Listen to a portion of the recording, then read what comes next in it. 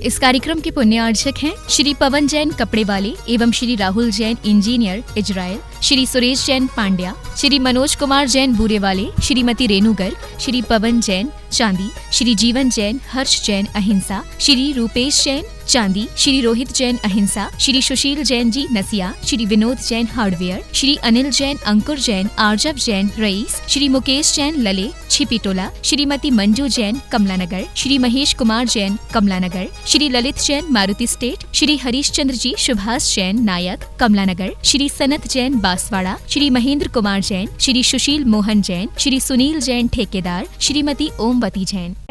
जब कर्म का उदय शांत होता है तो कोई ना कोई अच्छे निमित्त मिल जाते हैं। सोचते तो बहुत हैं कि प्रतिदिन विधान में आए, सोचते तो लोग बहुत हैं कि प्रतिदिन प्रवचन में आए, और सोचते तो बहुत है कि बहुत कुछ करें, पर क्या करें, कर ही नहीं पाते हैं। तो इसमें यही समझना कि अभी मेरा कर्म का योग बहुत तीव्र चल रहा है। कौन सी कर्म का? पाप कर्म का उदय बहुत तीव्र चल रहा है, और जिस दिन पुण्य का योग आएगा तो कोई ना कोई निमित्त मिल जाएगा, निमित्त बन जाएगा। लेकिन ऐसे ही राजा के जीवन में हुआ, बहुत परेशान। 8 से 10 साल निकल गए, 1-2 दिन नहीं। उस बेटी के लिए इतने बीमार रहते हुए 8 से 10 वर्ष हो गए, कोई दवा नहीं, कोई दुआ नहीं। राजा की बेटी है, बताइए राजा ने क्या क्या उपाय नहीं किए होंगे, सब कुछ किए होंगे, परेशान है। पर 8 वर्ष बाद एक मुनिराज का आगमन होता है। अब क्या किया जाए, मुनिराज के चरणों में ही जाया जाए, और राजन जाता है उस बेटी को लेकर के। मुनिराज को सब कुछ विदित था, सब कुछ ज्ञात था। मुनिराज से कहा, हे मुनीश्वर, ये मेरी पुत्री बहुत दिन हो गए, पता नहीं इसको क्या हो गया है। ये ना तो स्वस्थ हो रही, और इसकी देह पूरी काली, और इतनी ज़्यादा जिसके लिए देखने के लिए लोग बहुत तरसते थे, आज उसको देखना भी नहीं चाह रहे, ऐसी देह हो गई है। मुनिराज बस एक ही बात कहते हैं, राजन एक कलश लाओ, एक घड़ा लाओ। मतलब कलश समझते हो? अब वो कलश कुछ भी हो सकता है, चांदी की वैसे हो सकता है, सोने का भी हो सकता है, रत्न का भी। एक बड़ा घड़ा लाओ, उसमें जल भर करके लाओ। मुनिराज ने जल बुलवाया, और मुनिराज ने एक बार उसे स्वयं मंत्रित किया। 36 नंबर काव्य से रिद्धि मंत्र सहित मुनिराज ने उस जल को मंत्रित करके राजन को देने वाले थे। लेकिन मुनिराज ने एक बात कही थी, राजन मैं एक ही शर्त पर, एक ही प्रॉमिस पर आपको ये जल दूंगा।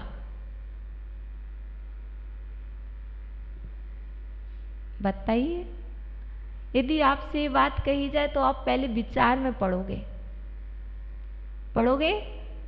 आप तो पक्का विचार में पड़ोगे, क्योंकि आपको बेटी नहीं दिखेगी। उस टाइम आपको विचार में लगेगा कि क्या मांगने वाले हैं, कौन सी शर्त है। लेकिन राजन ने कहा, बिल्कुल महाराज बताइए। उन महाराज श्री ने कहा, देखो राजन, ये जल है, ये जल हम आपको दे रहे हैं, लेकिन यदि जब वो बेटी जब स्वस्थ हो जाएगी तो वह बेटी आपकी नहीं रहेगी, उसे आपको भवतारिका आरिका बनाना होगा। मुनिराज ने क्या कहा, हम आपको जल दे रहे हैं, लेकिन जब आपकी बेटी स्वस्थ हो जाएगी तो वो आपके घर में नहीं रहेगी, वह बेटी आरिका बनेगी। आपको मंजूर है? आप होते तो बताइए क्या कहते। बिल्कुल नहीं है मंजूर। जैसी है, बीमार है तो मेरे घर में है, ऐसे ही करते ना। लेकिन राजन ने, धारी वाहन राजन ने कहा, महाराज जैसा आप कह रहे हैं वैसा ही होगा, बताइए मुझे क्या करना है। मुनिराज कहते हैं, राजन इस जल का घड़ा ले जाइए और एक जलाशय में, कोई एक जलाशय में इस जल को डाल दीजिए और 36 दिन तक वही बेटी इसी जलाशय वाले जल से स्नान करे, आपकी बेटी स्वस्थ हो जाएगी। और राजन ने जैसे ही वह बेटी 36 दिन बाद स्वस्थ हुई तो उस बेटी ने आजीवन ब्रह्मचर्य व्रत लेकर के आर्य का दीक्षा को ग्रहण कर लिया। देखो, यदि कोई जीवन में बदलाव हो तो हो सकता उस सुर सुंदरी के जीवन में जो कुछ हुआ उसके कल्याण के लिए भी हो सकता है। इसलिए हम यह ना देखें कि किस लिए यूं हो रहा है, हो सकता है इसलिए आप कभी भी किसी जीव की हंसी भी ना उड़ाएं, क्योंकि यदि हम हंसी उड़ाते हैं, किसी के ऊपर ऐसे कोई गलत कार्य करते हैं, उसने मुनिराज के ऊपर किया, हो सकता आप किसी व्यक्ति के ऊपर करें तब भी कर्म बंद होगा और ऐसे कर्म उदय में आ सकते हैं। इसलिए आपको और हमारे लिए चाहिए कि हम सबसे पहले तो दूसरों के बीच राह में बोई गई कांटों को दूर करें, फिर आपके कांटे हटाने वाले तैयार हो जाएंगे। तो आज से सबके लिए सिर्फ एक ही ध्यान रखना है, वह यह है कि यदि वक्तामृत स्त्रोत में आए हो, सुना है, पढ़ा है, तो मात्र इतना ही ओम ह्रीम अर्हम नमो विप्पू सही पत्ताड़म इसका रिद्धि मंत्र है और इस काव्य का जाप मंत्र है ओम नमो भगवते अप्रतिचक्रे एम क्लीम ब्लूम ओम ह्रीम मनोवांछित सिद्धे नमो नमः अप्रतिचक्रे ह्रीम ढाढ़ा स्वाहा। इसका मंत्र है। आपको सिर्फ इतना ही करना है और कुछ भी नहीं करना। जिसने कर्म बंद कर लिए हों, जिसके जीवन में ऐसी कोई बीमारी हो, तो वह भी देखो अपने जीवन में 36 नंबर काव्य का पाठ कर सकता है, आराधना कर सकता है और करके वह स्वस्थ हो सकता है। जिस दिन उसका पुण्य कर्म उदय में आएगा उस दिन वो स्वस्थ हो जाएगा। श्रद्धा न रखें और इसका यही महत्व है और ऐसा करने से आपकी लक्ष्मी भी वृद्धि को प्राप्त होती है। ओम नमः। हे छिनेन्द्रवाणी आगमवाणी तीर्थंकरवाणी स्यात्वात्वाणी गुरुवाणी त्वमेव जयतो त्वमेव जयतो त्वमेव मम कंठा आगच्छतु आगच्छतु आगच्छतु। प्रियतम वक्तामृत स्त्रोत की पावन मंदाकिनी में अब गायन करते हुए हम क्रमशः आगे बढ़ रहे हैं। जैसे आज हम 37 नंबर के काव्य में प्रवेश कर रहे हैं।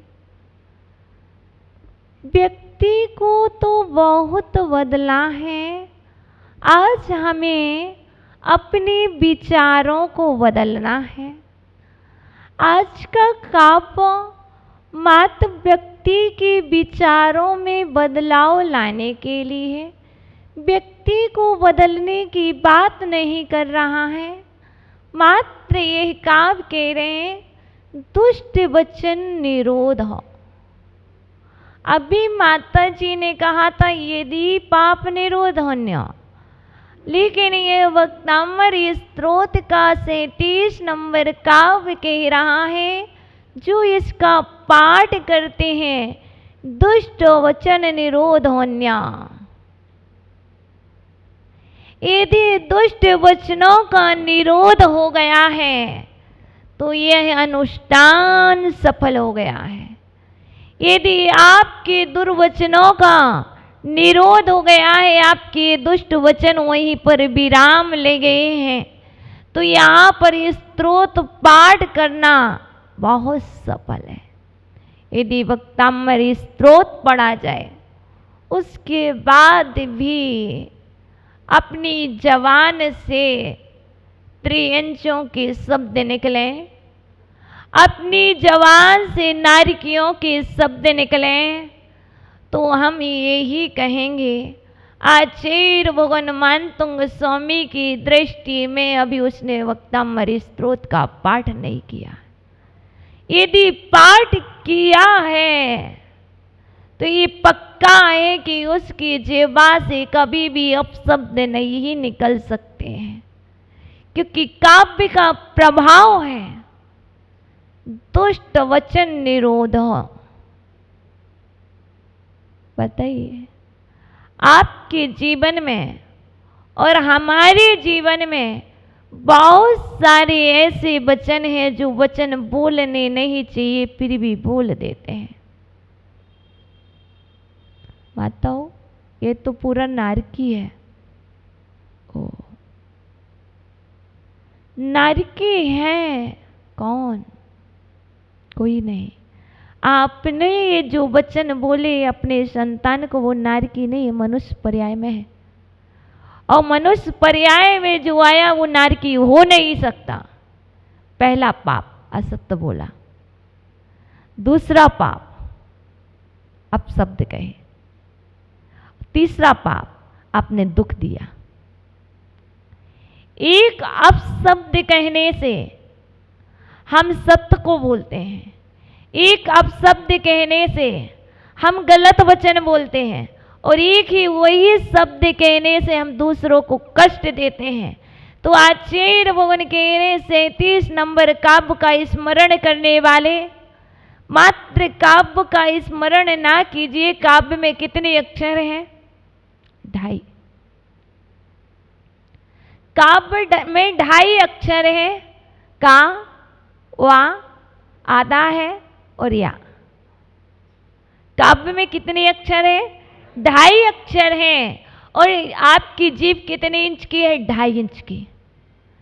मात्र आपकी 2.5 इंच की जिह्वा आपको कहाँ ले जा रही है?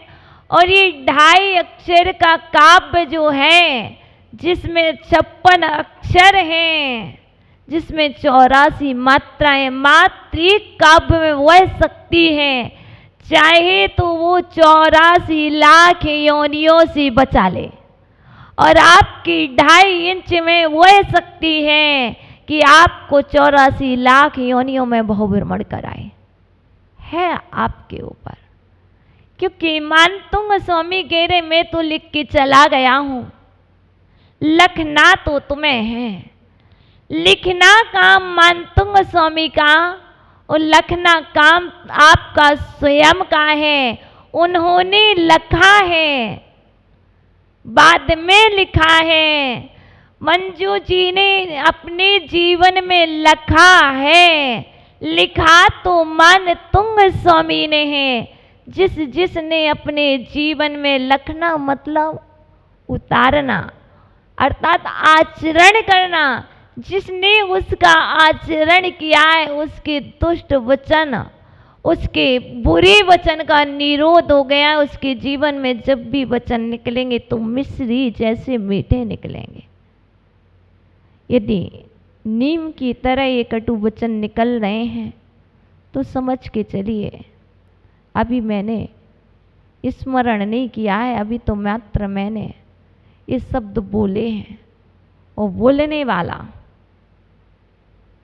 बोलने वाला भगवान होता नहीं है। जो बोलता है वो भगवान होता नहीं है।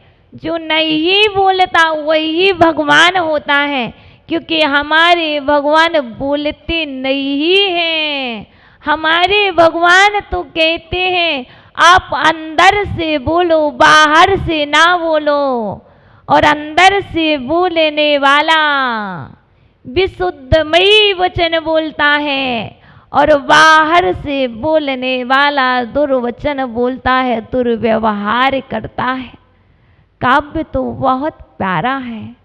विभाव विभूति इत्थम यथा तो विभूतिरभूज्यनेन्द्र। विभूति की प्राप्ति हुई है, विभव की प्राप्ति हुई है, क्योंकि हम और आप चाहते हैं कि मुझे विभूति मिले, मुझे विभव मिले। लेकिन यहाँ पर अध्यात्म की दृष्टि में 4 प्रकार का विभव है, ज्ञान की दृष्टि में 4 प्रकार का विभव है। आगम विभव, तर्क विभव, स्वानुभव विभव और परमागम विभव। विभव भी एक प्रकार का नहीं है। मात्र आप विभव चाहते हैं, एक हीरा, एक पन्ना, ये विभव नहीं है।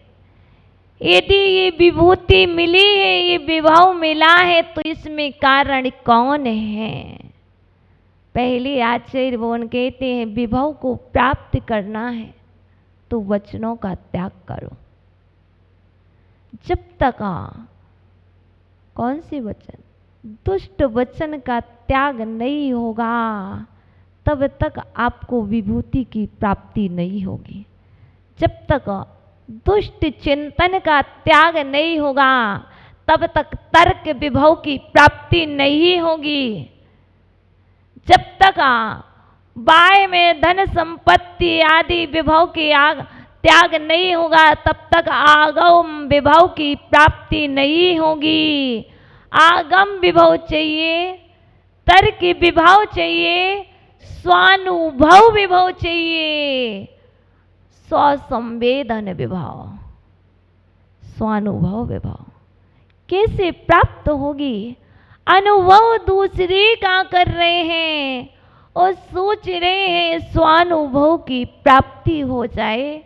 हे प्रभु, आप जैसा इस विश्व में, इस दुनिया में कोई दूसरा नहीं हुआ जिसे आप जैसी विभूति की प्राप्ति हुई हो। क्यों? क्योंकि आपने अपने वचनों का निरोध कर दिया था, आपने अपने पापों को रोक दिया था, आपने अपने पापों पर विराम लगा लिया था। तभी कहीं जाकर के आपको ऐसी विभूति की प्राप्ति हुई है। आप विभूति के पीछे नहीं दौड़े प्रभु, विभूति आपके चक्कर लगा रही है, आपके पीछे पीछे घूम रही है। हम और आप हैं जो विभूति के चक्कर लगाते हैं 24 घंटे, दिन में भी, रात में भी, भोजन करते समय भी। मात्र यदि किसी के पीछे घूम रहे हैं तो वो है विभूति के पीछे, और विभूति के पीछे घूमने वालों के लिए विभू नहीं मिलते हैं।